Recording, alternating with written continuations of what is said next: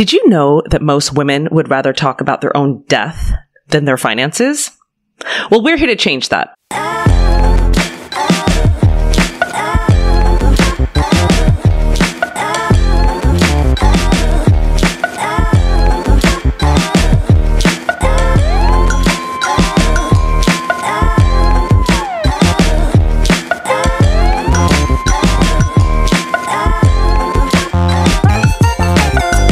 Welcome to Bixie Speak, where we speak honestly about money and share our personal journeys of making it, losing it, and investing it.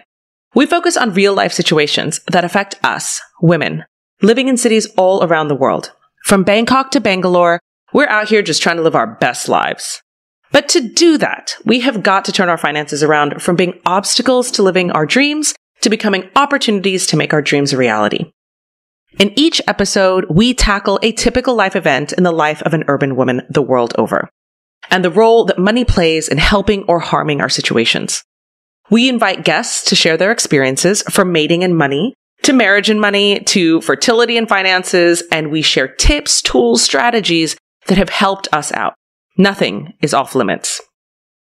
I'm your host, Rasali Gatau, CEO of Bixie, a financial platform aimed at helping women take control of their finances and live the life of their dreams. Disclaimer, Bixie and Bixie Speaks is not a financial advisor and does not provide financial advice. We're an education platform. Learn more about us and our community on www.mybixie.com or download the Bixie app on Apple Store or Google Play. Welcome to the wonderful world of Bixie. So let's get into it. Today, we are tackling money and marriage, or more specifically, the end of marriage.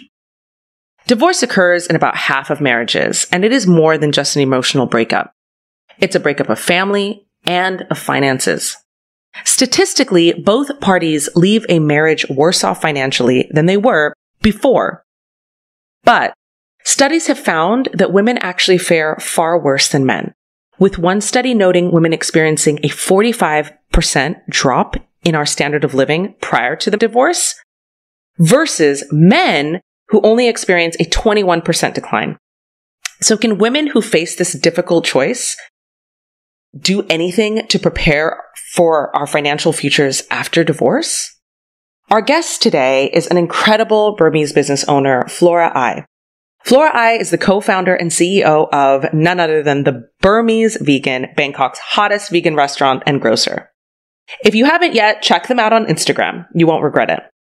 So Flora is a divorced mother of 3, raising and homeschooling her children. I have no idea how she does it all, but I hope to find out on today's podcast. Flora, welcome to the show. Hello, everyone. Thank you for giving me a chance to be here. So my name is Flora, and I'm the founder of Burmese Vegan. Burmese Vegan is a vegan club kitchen which serves Burmese food to residents in Bangkok.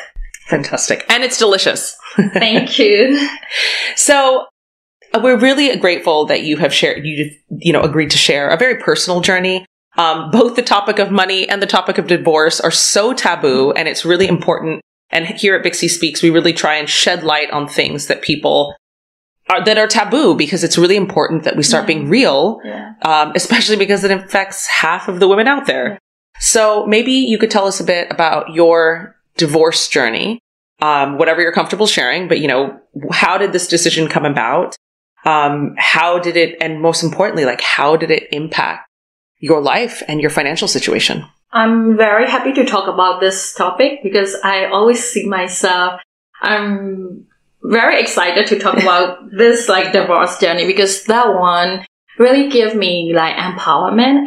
Whenever I talk about divorce, I feel empowered and I'm very proud of myself for everything I have done. So it's one of my biggest achievement in my adulthood for myself. Wow. For my own. It's for your happiness, you get freedom. Divorce come with a lot of pains, but as well as you found yourself, you discover your another side. So I am kind of people always say I'm very divorce oriented. No, but I always say if you are not happy, right? Instead of you stay in an unhappy place and make yourself drown more. Because I see myself when I was married, I was drowning. I was drowning in every form. Yeah. So I made a choice and I'm very happy of my choice. And after divorce, I came back stronger in everything. So my children didn't really get the negative effect from my divorce because they see my better version. They get more lively and happier mother in their life. So they didn't take it like negatively for me and my family. So I kind of like somehow try to maintain it, and I talk with my children and they understand too because they are in the home. They can feel all the energy. Even we will not talk about it. They absorb all those things. So after we separated, we start to separate and live in different homes. They go around each home, but they find it's more relaxing for them too. So it worked out for us in that way. So. And you both agreed to co-parent after the divorce? We co-parented for about 2 years. Yes. And what were some successful tips and tricks to make that work? It takes a lot of patience.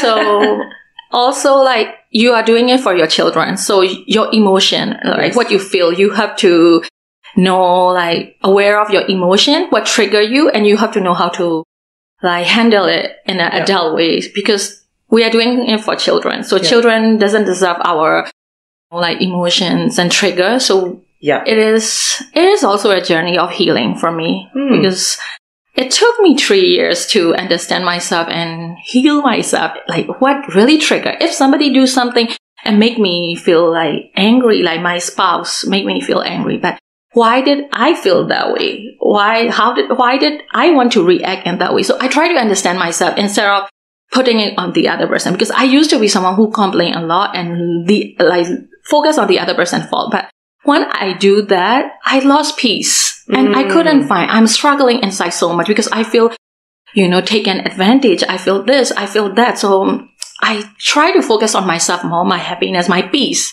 So my energy, I try to learn that way. I'm still learning because every day we deal with people. I deal with children every day. So that is the thing I found from that divorce journey too. So I'm very grateful of it. And what role did money play in your separation? I mean, we know that, marriage, and we've talked about this on our other podcast, Marriage and Money. Marriage was the first organizational structure to allocate resources, right? So it like with most marriages, even if you keep your assets separate, there's usually a sharing of the cost of things, the cost of the children, etc. And so right when there is a separation, how is it impacted, right? Like how was your money situation once you were divorced? Was it better, worse, the same? And how did you manage it? So after I divorced, I found myself it got better because when I was married. It got better? Yes, because when I was married, I felt powerless when it come to money because I was totally dependent. I was a stay-at-home mom and homeschooling mom. So I have no income of my own and I was depending totally on my spouse. So one, very easy thing like how much I should be spending for the grocery this week. Oh, I want to buy this one for home. Like those kind of easy decision, I couldn't make it on my own. I have to care. If I use too much, my husband may see this and complain. So I always have that fear. It's the same as when you live in your parents' home, like when you were young, like no matter you have the advantage of being a child and want to spend, but your mom is like, you spend so much, I spend this much on you. That freedom, that mental happiness you couldn't find. So I have that limitation and I was feeling really powerless because I didn't have my own allowance for my own expenses too. So that's why I said I feel happier after I divorced. But before I choose that way, I start to work on myself financially first because I wanted to leave this relationship, this marriage, right? So how will I do that? I have to start to think to stay separated first. So for that, I prepare myself 6 to 8 months financially, physically, mentally, emotionally. That's interesting. Did you do that? I mean, it kind of in secret or? No, I did not do in a secret way, but I just say that I wanted to have my own money, income. So I started it was a very early, online shopping era. Okay. So you weren't you didn't come home and say, hey, I would like a divorce in 6 months and I'd like to prepare. No, but you said, I think I want to start generating some income. Yes, so I wanted to do for myself, but my ex was okay with that one too, because he doesn't need to spend on me if I have my own money, you know? So he was happy, and I started that way, but I didn't have any money in my hand. All I could get, I had was $50, 1,500 baht that time. And that was like a pocket money I get from someone. So I started my, business journey. Unbelievable. Everything I started from scratch. That's why I said I'm very proud of it. When I look back, there are a lot of like difficulties. I am shocked. Yeah, so all I have was 1,500 baht, and that was somebody give me. So I keep the money, and I do like a reseller first. I have background knowledge in early childhood development and education. So I started seeing the early childhood like wooden toys online. Early child wooden toys. Yes. Okay. So learning toys, right? Like in the early years, like 2-3 years, the puzzle and matching thing.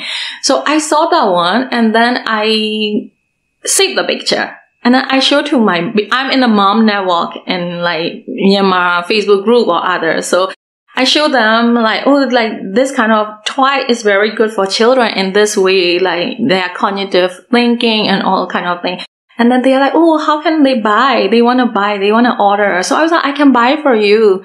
And then I said like, I just give me like maybe percentage. So I said I will come back with the pricing or like that. So I contacted the seller here on Facebook. I see actually it's a retail person. But I told her that like, if I buy 10s from you, will you give me more discount? And then I make a deal. So can I use your picture? So from that, I just started my Facebook page right away. And I know anything. I didn't know anything that one. I was like stay at home mom. So I make a name called Thrifty Collection. So I started that Facebook page and Thrifty Collection. But it's like I did pre-order. So people who order from me, they have to send money to me, right? So I save my 1,500 baht to use as cargo fee to send to Myanmar. So I received some money. I told my mother to get the money, save for me. So she sent it to me after that. And then I buy the products and I only use that $50 to send to the cargo to there. And then I started that business. So I started to be like, okay, like you started to get like income stream. So I started to live like separate. I ran my own first like apartment back, but it was 5,000 baht, like cheapest I could find with like 1 bedroom and big living room. So I started that way.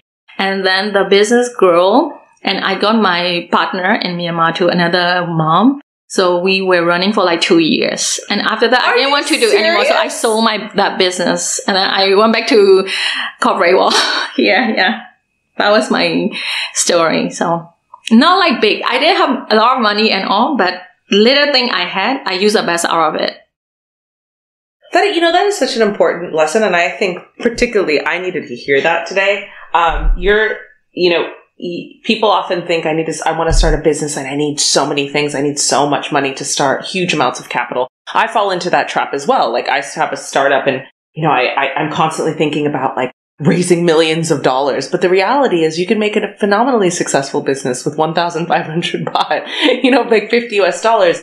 And you've shown that not only once, but, even your journey with the Burmese vegan was very much the same. Yeah, a very similar journey. It's a journey born out of necessity. And they often say invention is the mother of necessity, or necessity is the mother of invention, rather. And, as you just mentioned, you went to the corporate world, but part of your backstory that from when I first met you, I was really compelled by was, you said, and then COVID happened and there was layoffs and I have 3 kids and what am I going to do? And you started this business that's like thriving and everybody knows about it. And that's just really incredible. I was not expecting a conversation about money and the end of marriage to be such a journey of empowerment.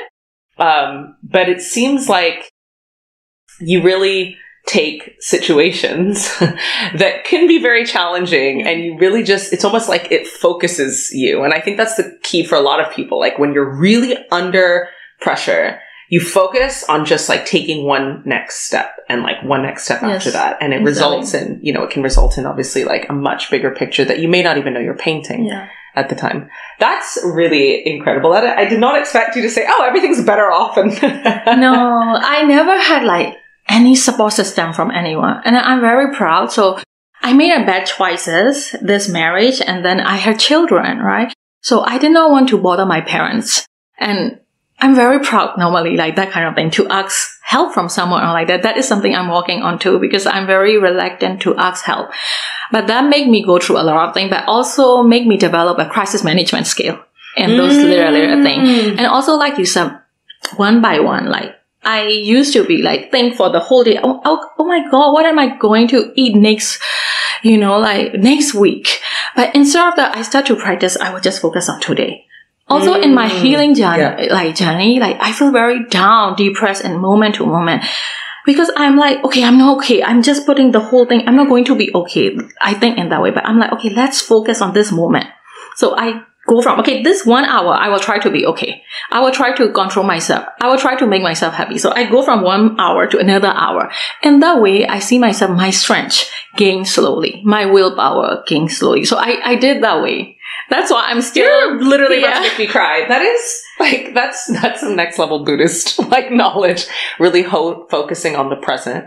And I think so many people, including myself, why I'm tearing up is because I think we can all relate to it. When we're going through a really challenging time, you really feel like this could last forever. Yeah.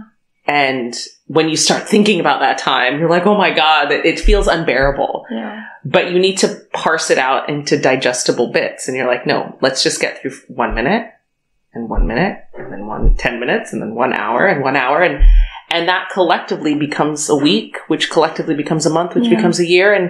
And that's such a powerful tool. And, you speak from such a place of obvious experience, but, and this is a little bit of a tangent, but like, is this something that just naturally comes to you, or is this something that you have to practice? No, it's a practice every day. I am still practicing every day. Like when we are mothers with children throw tantrum. And then sometimes you are losing it. You are losing it. Those kind of moments. Yeah. And then I was like only one. All my kids, I'm most of the time alone. I have no help with anything. I can't believe that. And then I breastfed all my kids. So, the hormones and everything. Sometimes I want to be so mad. I'm losing it. I'm crying because maybe my meal is not coming out. I need to cook. The other child is hungry. All those kind of things. But when I'm like putting everything like out, I see my performance is lower down because I'm freaking out and I don't know what to start to do. So I try to take a breathe and I'm like, okay, now what do you need to do first? What do you have to do first? Those things are very easy to say. Now we are saying or we are suggesting to other people. But when you are in really in situation very hard, like example, even you are alone with your only one child and like example, your pets need your attention, your child need your attention and you still have to do other work. And in those moments, those are we go through daily life. So it's a practice every day. Have to be mindful. It's very easy to say, but it's a practice every day. I'm still doing single minute. Yeah. There was this one woman. She's actually an incredible mountain guide. For those of you listening, her name is Caroline George. Look her up. She's one of a handful of Swiss female mountain guides. And I was very lucky this past summer to be asked to join this group of women, 80 women who were looking to make a world record to climb a mountain in Switzerland, a 4,000 meter mountain in Switzerland. I was 6 months postpartum. Wow. I was still breastfeeding. That's a fun story when you're walking up a mountain glacier. And she'd said, listen, before we started climbing the mountain, she's like, this is going to be really difficult. Altitude sickness is real. You're going to feel like you can't do it anymore. Like you're going to start having thoughts and feelings like, I cannot. And we're literally all tied together on a rope. And she's like, and when these feelings come, you need to just ask yourself one question. Can I take one more step? Just one. Not can I make it all the way to the top of it? Nope. Can I take one more step? And I remember we were only about 30 minutes into the trek and we probably have, several hours to go. We were not at all close to the top of the mountain. And I was already struggling with the altitude sickness because I was also still breastfeeding and all of that. I was already asking myself this question and I remember thinking, crap, I'm asking this question and it's only been 30 minutes. And I had to ask that question, I believe 6,000 times. I had to take 6,000 more steps. And each step I asked myself, can I take one more step? Yeah. And that's, very, very analogous to what you're saying. It's not, one day you figure it out and then everything's fine. You might have to ask yourself, can I do one more hour every hour for the next 3 months? Yeah. Right? But the key is just knowing that that exists. Like I had to ask myself that question 6,000 times. You might have to ask it 15 times in a day, but that's a really amazing practice just to kind of bring yourself down to the present. Like, can I do one more hour? Can I take one more step? That's amazing. It's very practical. It's very practical. Because most of the time we live in a culture now, everyone talk about like bigger picture. Everyone talk about goal. Like I'm a very goal oriented person, but sometimes it's like, okay, you're going to there, but from here, how to get there and there's go through so many process. It's like your mental strength, your faith in yourself. You have to play. So like you said, one step. Okay, just let's focus today. Moment. Let's finish today walk first. And then we will see what come tomorrow. I will make the best out of it. So I have I developed that habit kind of. So that's why I think I survived. Like I lost my job in pandemic. And after that, I found startup journey from nowhere. I never planned to do a startup. I never planned to do a business. Okay, I did the business before and I sold it because I wanted to go back to a corporate world because I'm always for years stay at home with so I want to do my nails, go wear heel and go to office and stay beautiful. Because when I walk in a 9 to 5, I see myself, I can manage my schedule better. Yes, right? So I like that one. I don't want to be like doing my own job, like at your own home, your own boss, and you have to fill more gap and more everything. So I was thinking that one, but when you're your own boss, you're also your own staff, your own servant and everything. And when you have kids, you are no boss. You do everything, whatever they cry for. So Wow. So a quick question. What do you wish you knew about money before you got divorced? Like obviously you've learned so much in starting and running 2 successful businesses. But what do you wish you'd known before you took that first step? I will have known how to generate passive income. So I never know about passive income until a few years ago. Yeah. Right? Because I started to see like my job, like my company was a fintech and then they started struggling in COVID. So I see that I'm like, oh my God, I am risk to lose a job. Yeah. Not just I lose a job, the whole company has to close, right? That kind of thing. So I started to think like different way in my head.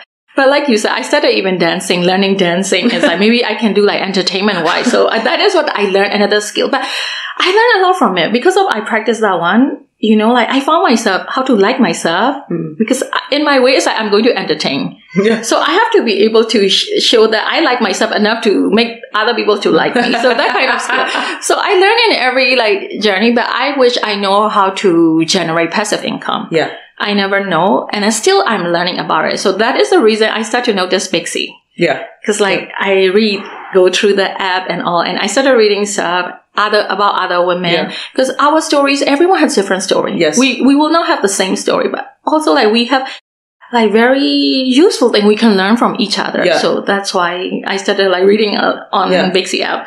I think you're not alone in that. I think so many, particularly women, but people all over the world are realizing that like their job income can disappear in a second, and yet they still have bills to pay and rent that's due or the mortgage that's due. So passive income is probably one of our most requested topics. Yeah. And, there's no one answer. So much depends on your situation, but it is something that everybody, including myself, is constantly trying to generate and constantly trying to think of multiple passive income streams, because that is the precarity of the world that we live in. But I think that's really spot on. What have you learned about money? So that was kind of what you wish you knew. What have you learned about money since the end of your marriage? To be independent, like financially, like if you have, even I was a stay-at-home mom and homeschool mom, but if I have that passive income, or either I work part-time and know how to generate the income, I have my own money to take care of my own stuff, or I save for my future. So I did not notice that one because I didn't have that opportunity to do. I was like full-time mom and homeschool mom. I didn't have. Also, I was like very unhappy and down. So trying to go through every day, right? I couldn't think outside of my like life for those things. But if I should have known that, I will know how to take care of myself financially. Then that will not delay me to leave that situation too. Because I was like not like independent, right? So either you are married or single, like we should always be, like financially able to take care of ourselves, our needs. Yeah. So that's why we need that like financial freedom is very important. I started learning not long ago to like a few years ago when I learned about the passive income and all. I'm like, wow, that is a goal I have to walk on. So I'm Yes. still, being a mother of 3 and on a startup journey, it is very difficult and I'm still learning. So I am open to always like hear other people's story and get inspired. I think you just gave us our next topic for the next podcast. So to kind of close us out, I would love to hear your top 3 finance tips that you would give to a woman currently experiencing a divorce. And let me preface this by saying I've had, I'm full disclosure, everyone, I'm 40 years old. So I'm at that age when a lot of my female friends are considering getting divorced and they have kids. So they are like, why I even have this podcast is because we're doing this podcast in addition to some curated content on the Bixie app about marriage and divorce, or about finance, money and the end of marriage.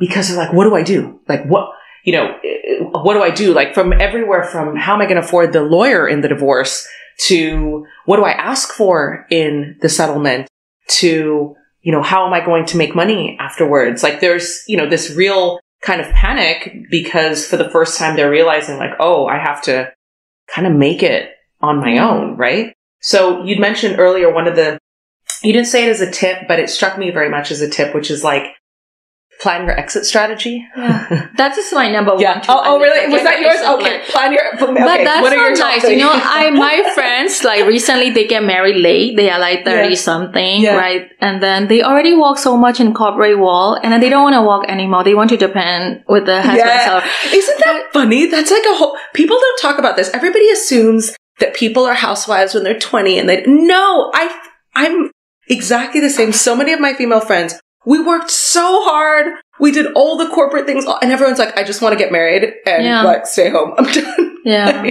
But the thing is, that topic is very controversial to talk about because yes, like my friend just married. I was already giving her like, oh, you should have an exit plan. So, it's not good. No, not an exit from the marriage plan, but just make sure you're okay. Yes, like a plan B, right? Yeah, plan B. There we go. But that's not everyone is going to take it easily. Like, it doesn't sound, because people would think that like, I don't have like family or marriage. Somebody just married and you should prepare because you never know when it's coming, what is coming. But if you have plan, your exit will be smoother and then you will feel less pain, less mental stress. And that helps because when we are older, our endurance for stress is lower than before. When we are younger, because I got married when I was like 24, right? I am ready to go through. I'm that love hero type. I will do everything. I will be all, ride or die, that kind of person. Now 38, I look, but no way I will do. Like, my peace come first before anyone in this world. Like, my energy come first. So I learned those things. So I want to be, able to tell my friends those tips, but sometimes it's very difficult. So get your exit plan. Number 1, get your exit plan. Plan B. Well, exit plan B. If you're married, you should always have some kind of security. Yes. But if you know you're about to get divorced, if you're like, look, this marriage is not going well, you need to execute an exit plan before you exit, yes. right? Like, so 6 months, 10 months, whatever it is. But as opposed to just walking into the room one day being like, I want to get a divorce, and you have not put anything into plan. Because I can tell you that's also, particularly from the divorce and the legal side, that cannot end very well. You walk into a room and you tell your spouse, hey, I just want a divorce, and suddenly you're locked out of all of the bank accounts and the assets are hidden and all of that. So I think if you're having those feelings that you're thinking this is I don't think this is forever, an exit plan, but even if you think it's forever, just make sure you're always taken care of. Make sure you always have, not even a plan B, just that you're always going to be okay. You and your children are always going to be okay financially. But as a woman, I get your point, but when you are financially independent, that woman is happier. It's true. That woman is feeling, happier with everything. And that helps in the relationship. Absolutely. And because I have been through different stages, right? When I didn't have my income and all, I feel more down. Like, I have that insecurity more. I have that,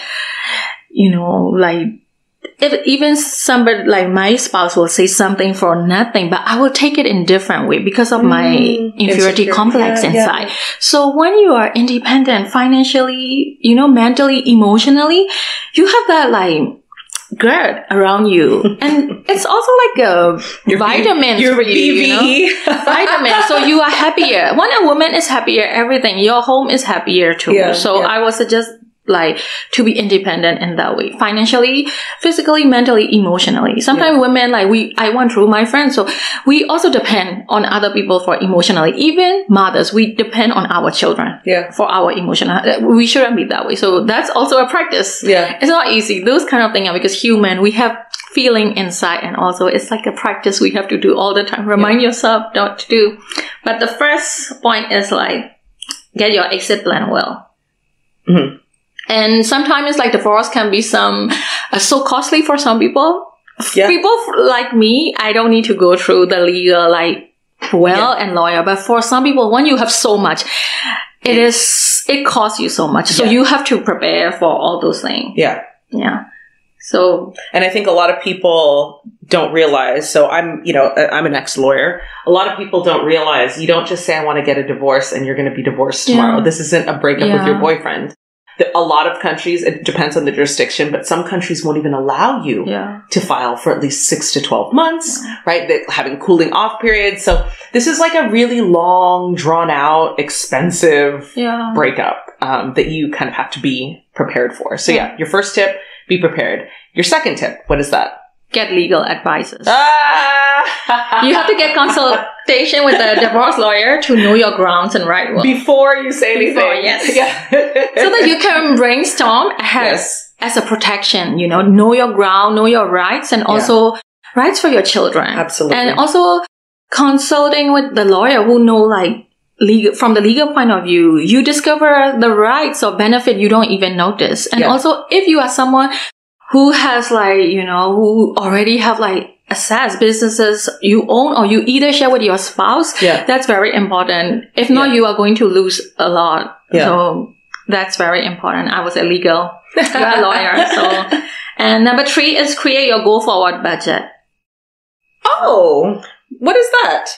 I mean, some people post divorce can be different for some people. Like me, if I am depending on my spouse all the time, right? After that, I won't have that someone I'm getting. So I need to have my personal expenses and all to be to know how to manage it. If you don't have a lot of money, it is worse. You have to know your budget. What kind of housing you're going to move.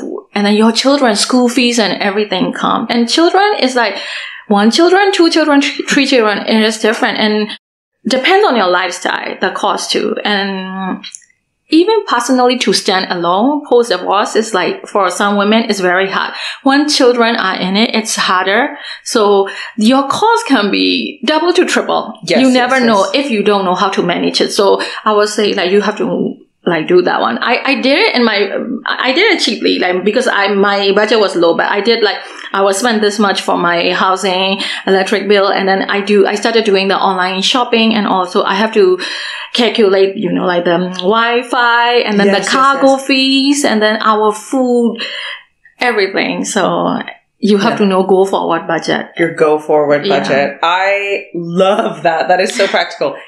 Exit plan. Talk to a lawyer. That is part of the exit plan. Have your go forward budget.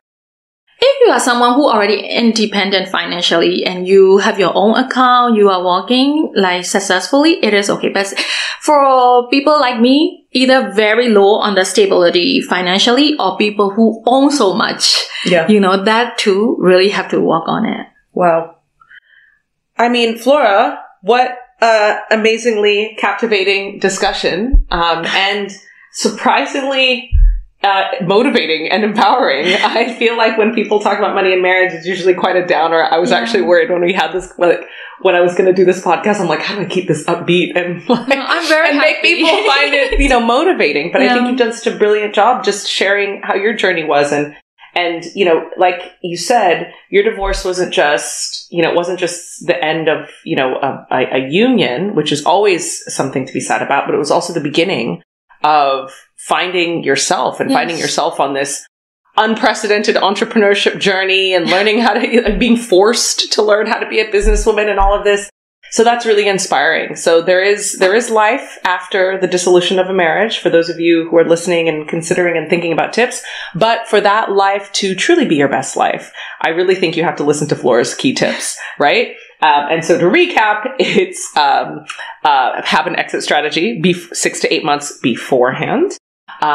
Consult with a divorce attorney so you have an idea of what your rights and responsibilities will be. And number 3, so critical, have a forward, what do you call it? Forward budget? Go forward budget. Go forward, but I like that because it also sounds really positive. Go forward budget. You have a go forward budget.